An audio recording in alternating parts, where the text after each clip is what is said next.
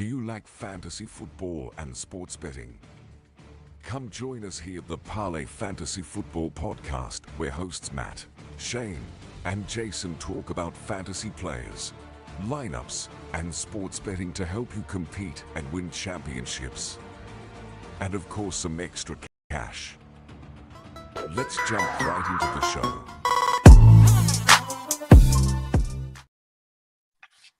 Welcome back to the Parlay Fantasy Football Podcast. It's your boy Shane.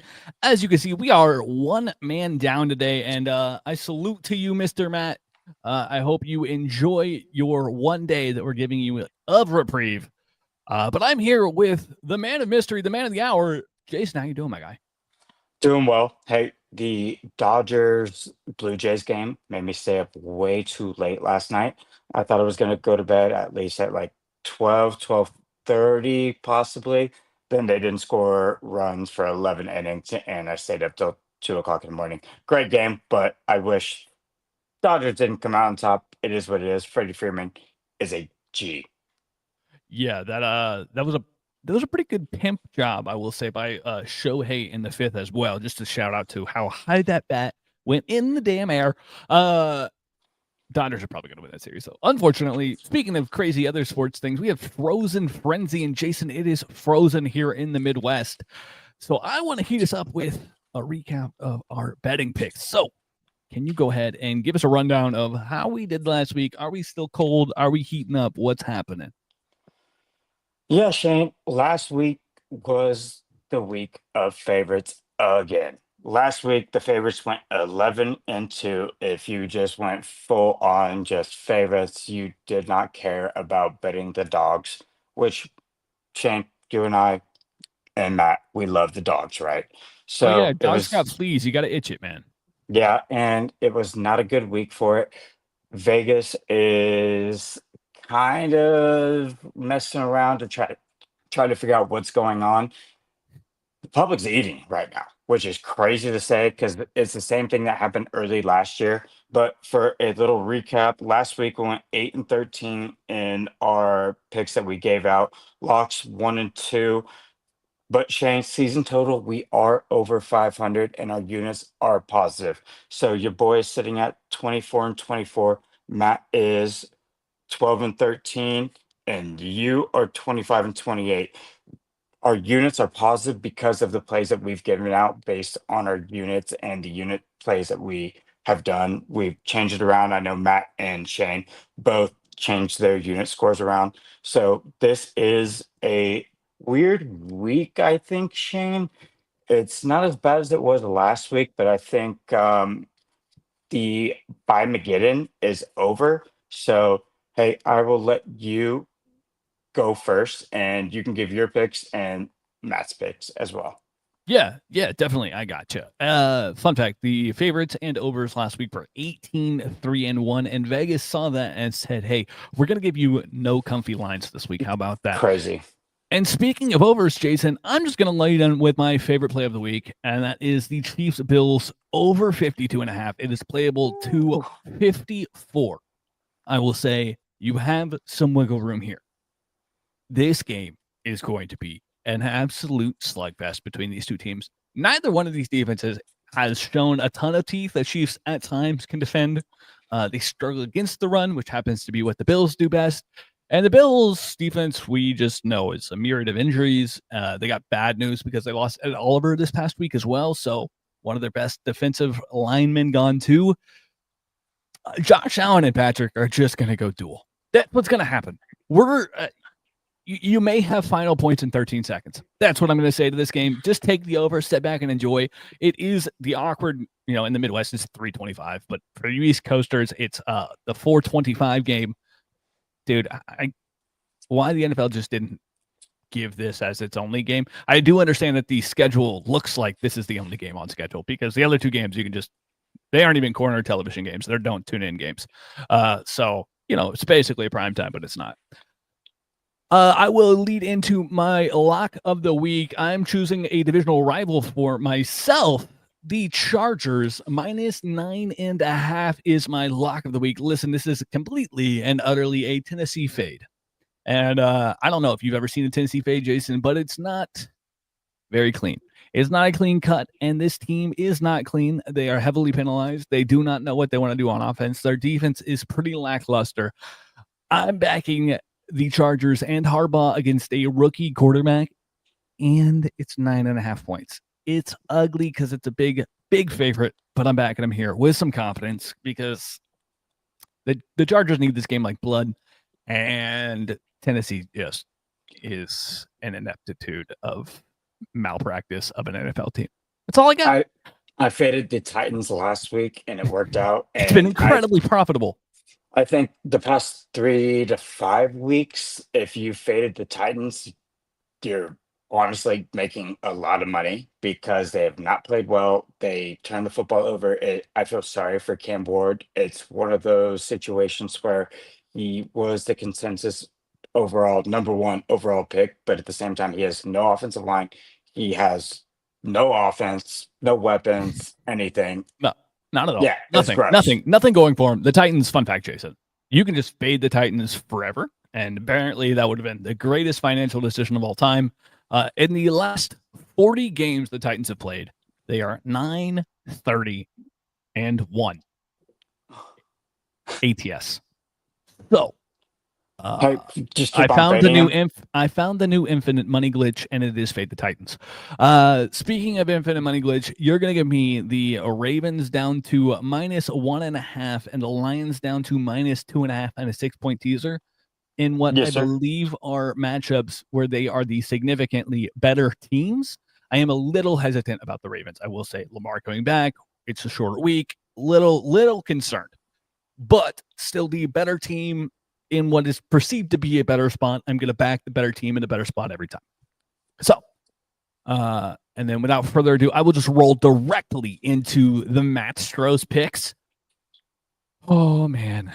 We're gonna tuck the. I'm just gonna take the lock and just tuck it in my back pocket here because I don't want to do that one yet. The Seattle -3 versus the Commanders is his pick.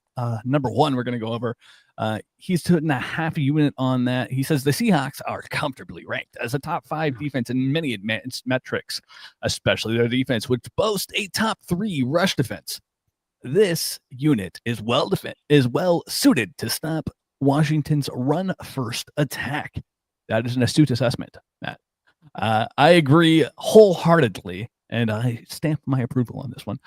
He also has the Denver Broncos taking on Jason's Houston Texans. He has team total under 19.5.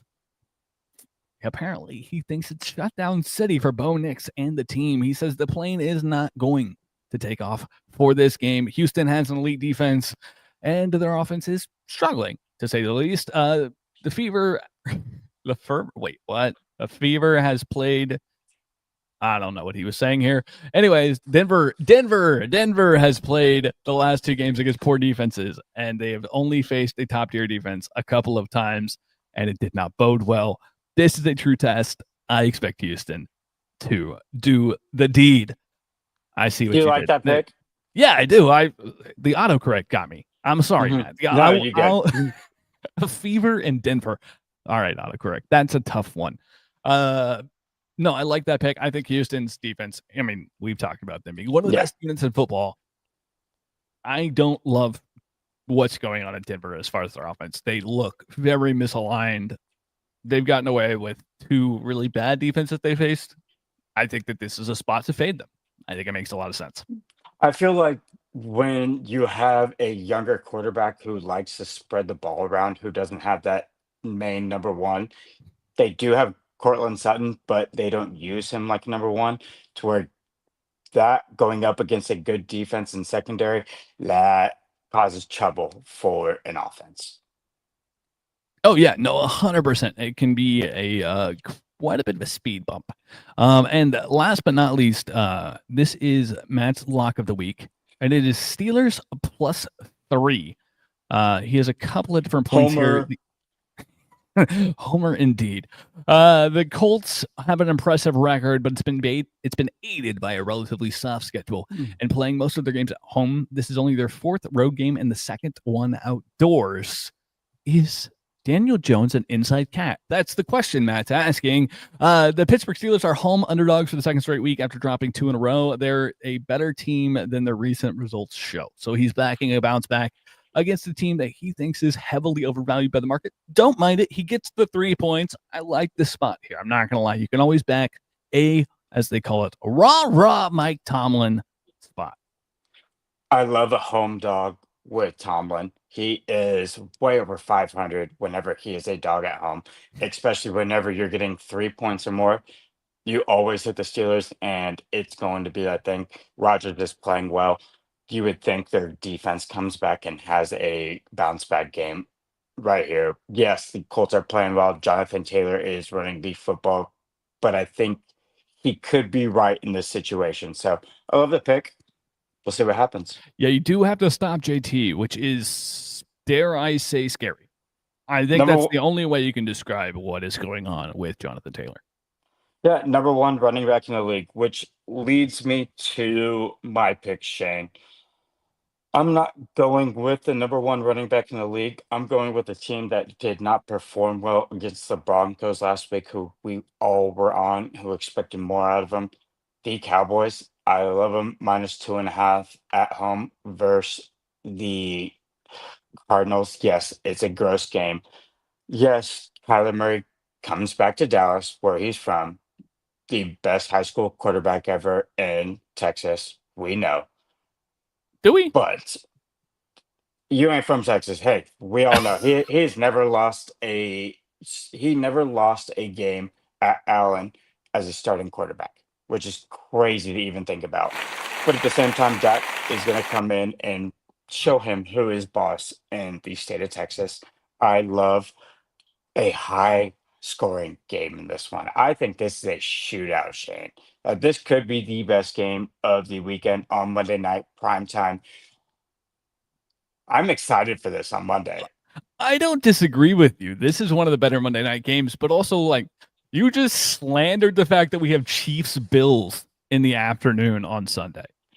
Yeah, but that's a game that you're going to have to like and subscribe for, because I have multiple plays in that game. So I kind of wanted to tease that in a sense, because I know you love to play that. I love to play it right now, especially where both quarterbacks are going forward. And I think this is a great play. If we get 20 likes on this video, Jason, I will post a same game parlay. Ooh. For specifically the Chiefs and Bills game. 3 picks? Or where are we going? I don't know. I'll have to cook. I'll have to get in the kitchen. I'll have to cook. If we get 20 likes on this video, you can moke it right now. Like it if you're here. And if you get 20 likes, I will post a same game parlay on Twitter. Shane, I know I have the best lock record out of all of us this year. I'm getting spicy with this one. I'm going to a game where both teams came off of a bye. Give me the Las Vegas Raiders against the Jacksonville Jaguars, who are the most overrated team in the NFL right now. I like the Raiders at +3.5 at home versus the Jags. Trevor Lawrence doesn't have any touch at all with the football. He loves to throw 100-mile-an-hour fastballs, and you know what happens when you throw a 100-mile-an-hour fastball? Bad things happen, because they either get hit very far or they go for a TD. So give me the Raiders. Give me Max Crosby to get after him. I think Genty, they're going to figure out how to get him the ball. Bowers might be back. Bowers should be back. Yes, they are. The Raiders have come back a significantly healthier team. So that's like one of the main keys here, and why you can definitely, I think, look at the Raiders with some confidence this week. Give me the hook. Give me the AFC West to beat the AFC South, which, Shane, I will say this as an AFC Souther, AFC West is daddy. Y'all own us. And I will put my money on the AFC West versus the AFC South. Give me them. Trevor Lawrence, overrated, most overrated quarterback in the league. And it's an East Coast team also traveling to the West Coast, which is always a good fade. On a bye, which is like, it doesn't matter. It still is a thing. I don't it's the Rocky Mountain fever. We'll just call it that. That's fair. So, hey, last pick. I'm going with the better team, better quarterback. I think we're all going better quarterbacks this week. Give me the Packers over the Panthers. We don't know the status of Bryce Young this week. I I really wish don't, we w- did. I really yeah, wish we did because this line screams I want to fade it because the Packers like to play down to their competition, but I'm 100%. not backing the Red Rifle. I did that last week and I don't want to ever experience that again. And the Panthers do not play well on the road No. whatsoever. So at the same time, if this game was on the road, if the Panthers were playing at home versus the Packers, I'm switching it. I'm taking the points with the Panthers at home. Give me the Packers. They know how to play well at home. Panthers do not know how to travel, especially with a quarterback situation that's up in the air because we don't even know who gets the football when the Red Rider gets the call. Leggett, Tet, Chuba, maybe. Daddle, maybe. Like it's Should be Dowdle. It should yeah, be it Dowdle, but should be. yeah, that's We neither don't here nor know. there. Yeah, we I don't never want to get started on that. yeah, we never know who's gonna get the ball. I will take the better quarterback in this matchup. Give me Jordan Love, especially at the second half he had versus Steelers last week. I love the Packers in this matchup, minus 12.5. Shane, it happened last week. Oh, What happened last week? Matt, Oh, yeah, we got to do Matt's college pick before we get into what happened last week. right. Let's do a quick recap, Jason. How did Matt do in his college picks? You know how Matt does. Matt owns the Prince Pony. college football landscape, Shane, Mm-hmm. He which does. is crazy. If y'all do not follow his picks or at least just ride with the free picks he gives y'all, this dude has been on fire for the past 2 years and is up crazy units with his college football picks. His total last week, Shane, was what? 8-2? Yeah, he went 8-2 in college betting, which is, I mean, that's a fantastic statement right there. But really, what you got to look at is his freaking year long, because that's pretty insane. He started off slow also, Shane. Yeah, he He did. is 58, 36, and 2, and this is a down year for him. Mm-hmm. Well, I mean, we still got plenty of time to print more. So I think without further ado, we'll just launch in. He only gave me his lock of the week. You'll have to go in and look to see what else he has decided to give. I think he was going to post the other two on his Twitter at a later time frame. But he's out at a play for his daughter. So congrats, Matt. Thank you for being a good dad. We love you, my guy. For his lock of the week, he is backing Ole Miss minus 12.5. He's got this. He's got backing the Rebels to cover against the Gamecocks. Ole Miss is 4-1 against the spread at home this season, and South Carolina is 0-2 against the spread on the road. The Rebels also just had a dominant win in this matchup last season. Expect to run it back. I mean, that's pretty convincing. I love me some Lane Kiffin. That dude has hella swag. You know what, Matt? I'm sorry. I'm going to give out one of your other picks because I really want to talk about the head coach and the fact that he's possibly tapped to be a Penn State head coach. And that is James Madison minus 7.5 at Texas State. There are rumors and rumbling that JMU's head coach is on the short list to be the replacement for James Franklin. I mean, I see it. Ooh, I think it's a smart hire. The dude has had success at the FCS, the FBS level. I'm not one to stamp all over, college football coach moves and stuff like that, but like that one just screams take success and run with it.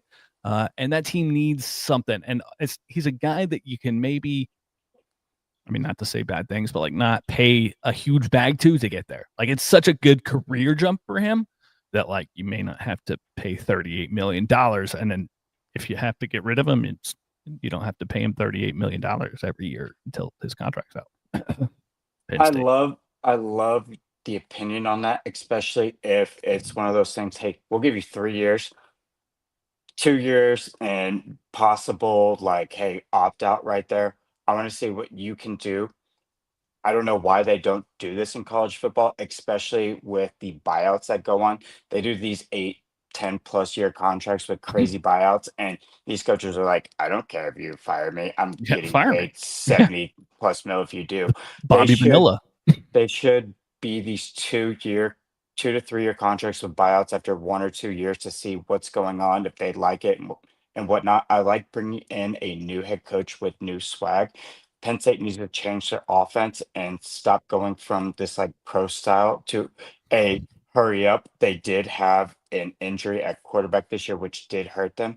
At the same time, there needs to be a new kind of fire that comes through Penn State because they have the money and they have the assets there. Oh yeah, and they constantly have one of the best recruiting classes in football. So hopefully, they make it happen. I think the JMU thing is interesting. It's a cool storyline to follow along with for a small school. And Brian Kelly. nah. Yeah, okay. I like the JMU thing. You pay him less and you give him an opt out for 2 It makes years. it makes the most sense. I doubt that Penn State does the thing that makes the most sense. But I digress. Jason, you were going to talk about how our survivor was unfortunately Yeah, eliminated. Shane, I really don't want to talk about this, but hey, we're going to do a thing for our listeners, right, Shane, to where Atlanta Falcons, we talked about it last week. They did not give the ball to their best player, which is the craziest thing in the world. I think Bijan got 9 touches versus the Dolphins, which I think if we were all coaches in the league, to get your best player the football. And even though Kirko Banks was the starting quarterback, he did not look good. But you would think, just give the ball to Bijan and let's see what happens. Yeah, they refused to use their best assets, but it's neither here nor there. It did hurt me watching that. They were one of my best. I think they were my best bet as well. So it was a double slap. If we were still in the survivor pool, who would you go with this week for our listeners, Shane? I believe we talked about actually fading the Falcons again, going Patriots. Jason, you had I think a more stamp it pick that you wanted to use. Yeah. Yeah, so since I haven't been on the picks really for the past 2 weeks because Shane and Matt were really on fire, and I was like, hey, I'm gonna let these boys just cook, which I thought, and honestly, I thought last week was the right play. It was the right play. They just refused to play. Who knew the Miami Dolphins were going to show up on the road and the Also, Falcons? Kirk Cousins was a significant downgrade. Like, I don't think we thought Cousins was going to be that downgrade, but it was. But if you give your best player the football more than 9 times, you should be in the football game. That's the crazy thing to me. But my pick this week, instead of the Patriots, I'm going to give you the Packers. I think the Packers show up. It might be a sweat, and they play down to their team, but at the same time, I like it. Here's Kyle's conspiracy theory. No tinfoil hats here, Kyle, but I actually like this one because it makes me feel good. That they didn't want Cousins to look better than Penix, so they sabotaged. And he said stuff like holding London out. I'm not a big tinfoil hat guy, but you've convinced me. I'll buy your product, Kyle. I'll buy what you're selling. Thank you for making me feel better. But Shane, it speaks to my point. You have London out, and you only give your best player the ball 9 times. Yeah, I mean, it was sus. But it's the Falcons, another poorly run organization. What can we say? We, banged the table last year in this exact same manner where we were like, why aren't they giving the ball to their best players? What's going on? Right. Oh, wait, maybe it's just a system problem. Maybe it's a whole franchise issue. Just like the Jets. Listen, let's get right into it, Jason. This is one of our favorite things of the week. Without further ado.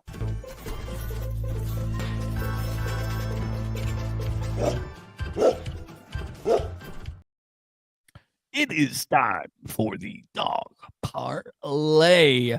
Jason, are the dogs barking this week, and who are we cooking with? Shane, last week, even if we were to bet the dogs and somehow miraculously got 2 out of them, there was no way we would have hit because only 2 dogs won last week. Yep. Who would have saw the Jets? I think looking back at it now, it makes sense. Right. No, 100%. I mean, I was on the spread. I like the Jets. I like Justin Fields. I think Woody Johnson's an idiot. But I digress. I won't toot my own horn too much there. It is the Bengals. It is the Bengals that they That's the play. other thing. So it was the Bengals. Mhm. But this week, listen, Matt phoned in his pick. And get ready for this. I know it's going to shock everyone. It's the Pittsburgh Steelers. Listen, they're playing at home. He said, I'm slamming my boys. And I was like, yeah, I get it. You might get 1 out of 2 right. What's that number for them? It is plus 155. And then my pick, I'm kind of fading Jason, one of Jason's favorite plays this week. But it is Kyler going into Dallas and getting the dub. I like the idea that Dallas continues to struggle with their defense, and Arizona can probably take advantage of it, even if it is Kyler coming back and he can't see over his offensive line. What's that number? That one is plus 130, and Kyler's been spending so much time on that Call of Duty, he's just going to be able to see it. He's not going to have to know. Shane, this is weird for me because I'm stuck in between 2 games. I like the 49ers versus the Giants more than I like the Bears versus the Bengals. So I'm going to go with the storyline with the Bengals at home beating the Bears. I don't like the Bears offense. I think they're still kind of back and forth. Caleb Williams isn't a timing quarterback, and Ben Johnson is a timing OC. It's not working out well right now. They're getting better, but at the same time, it isn't a match. I like the Bengals, and I think Flacco is going to throw the football all over them. It's nice to be an owner of T. Higgins and Jamar Chase and everybody on the Bengals offense as an owner for fantasy right now. Yeah, you're kind of like, wow, what a revitalization here. What a reclamation project you guys got. I don't know why you trade for a guy when you know you're not competing and you're not getting your quarterback back. But that's just me. It's pretty insane. It is an interesting choice. What's the total for that parlay, Shane? It's plus 1,249. A little on the light side, but it's a short dogs week. We don't have a whole lot of big dogs that are really in play because the big dogs are a little further out than expected. Yeah, this is one of our little. We're due. We are so due. We've hit 1 or 2 in the past 4 or 5 weeks to where it's one of those times where the favorites are hitting hard right now. And once Vegas gets a hold of this and everybody starts favoring the favorites. Part of the issue is haves and have-nots. Like the top teams in the NFL are just miles better than the bottom teams. There's no parity in the bottom 10 teams. The top 20 teams, yeah. But we aren't getting a whole lot of those top 20 team matchups right now. It's a lot of the dog days of winter type situations. The first 4 weeks, I think we got a hell of a lot more parity than we've gotten the past 3 weeks. And we've kind of seen the better teams in the league play the bottom half of the league, and injuries happen. That's what goes on. But we haven't seen one of those bottom feeders actually play very well versus the top team. And usually that happens mid-season. We haven't seen it yet. So we're due for a dog parlay to hit, y'all. We are indeed. And I think that just about wraps it up for us. So just a couple of housekeeping things. If you want to know, wrong side. Shane is better than that. If you want to know all of our plays, just go ahead, scan the QR code, head on over to the fantasy6pack.net. That is where all of our plays are available. And also, if you head over to YouTube, if you are listening on the voice side, it's fantasy6pack.net. And then you're going to search for us. We're going to be the Parlay Fantasy Football Podcast. We'll be there. And if you hit the like button, it really means the world. Again, if you hit the like button, and there's 20 of you, we're going to do a single game parlay for the Sunday afternoon Chiefs-Bills matchup. It'll be a slam. I can guarantee it. And without further ado, Jason, you got anything for closing arguments? No, hey, I'm glad it's getting colder out. The northern teams are about to play a lot better. The southern teams are going to figure out what cold football is like. This is the best time of the year for football, and I'm just blessed to be here. It is beginning to feel a lot like almost playoff time.